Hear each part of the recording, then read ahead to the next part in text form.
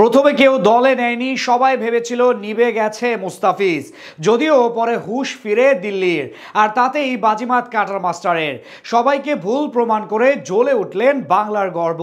সবার চোখে রীতিমতো আঙুল দিয়ে বুঝিয়ে দিলেন টাইগার পেসার কি জিনিস। শেষ দিকের আইপিএলে মাত্র 3 ম্যাচের ঝলকে এবার আফসোস আর আক্ষেপও বাড়ল সবার। মুস্তাফিজের এমন জ্বলে ওঠা নিয়ে বিস্তারিত থাকছে রিপোর্টে।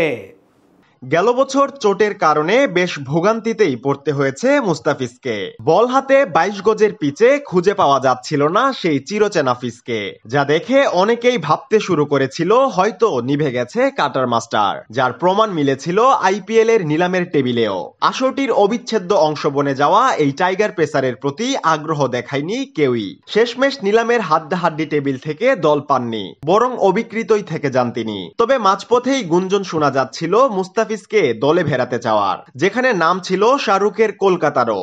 যদিও তেমন কিছুই হয়নি পরে, তবে আসরের প্রায় শেষ পথে এসে হুঁশ ফেরে প্লে অফের কঠিন সমীকরণে জড়িয়ে পড়া দিল্লি ক্যাপিটালসের। দলের ভেঙে পড়া বোলিং ইউনিটের হাল ধরতে তখন কাটার মাস্টারকেই সমীহ জানায় ফ্র্যাঞ্চাইজিটি। এমনকি যেই মুস্তাফিজকে নিলামের টেবিলে 2 কোটিতেও কেউ কিনতে রাজি হয়নি, তাকেই শেষমেশ মাত্র 3 ম্যাচের জন্য ভিত্তিমূল্যের 3 গুণ অর্থ, অর্থাৎ 6 কোটি ভারতীয় রুপিতে দলে টানে দিল্লি। বাংলাদেশি টাকার হিসেবে যা প্রায় 8.5 কোটি টাকা।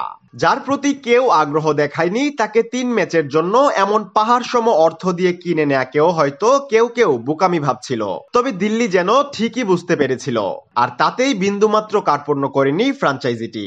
এদিকে শেষ দিকের মাত্র 3 ম্যাচের জন্য আইপিএলে যোগ দিয়েই সবার হুঁশ উড়িয়ে দিলেন মুস্তাফিজ। তার দুর্দান্ত বোলিং এর ঝলকে রীতিমতো সবার চোখে আঙুল দিয়েই ভুলটা ভাঙিয়ে দিলেন টাইগার পেসার। শেষ দিকে দিল্লির হয়ে মাত্র 3 ম্যাচেই নিজের সক্ষমতার জানান দিয়ে বনে গেলেন দলের সেরা বোলারও।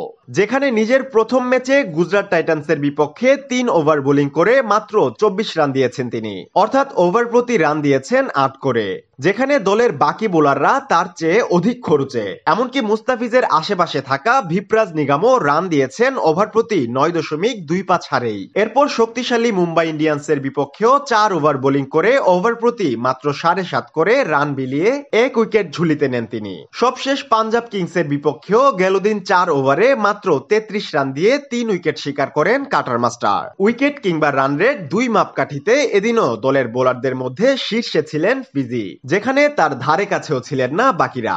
মুস্তাফিজের এমন অবিশ্বাস্য পারফরম্যান্সের দিনে এদিন ম্যাচটাও জিতে নেয় দিল্লি। যদিও এবারের মতো আসর থেকে ছিটকেই গেছে ফ্র্যাঞ্চাইজিটি, তবে মুস্তাফিজের এমন নিদারুণ লড়াই মনে রাখতে বাধ্য দিল্লি। তাছাড়া দিল্লির হয়ে 3 উইকেট শিকারের দিনে অনন্য এক রেকর্ডও করেছেন তিনি। বাংলাদেশি বোলারদের মধ্যে সবাইকে ছাড়িয়ে আইপিএল এর শীর্ষ উইকেট শিকারীর তকমাটাও এখন তার দখলে।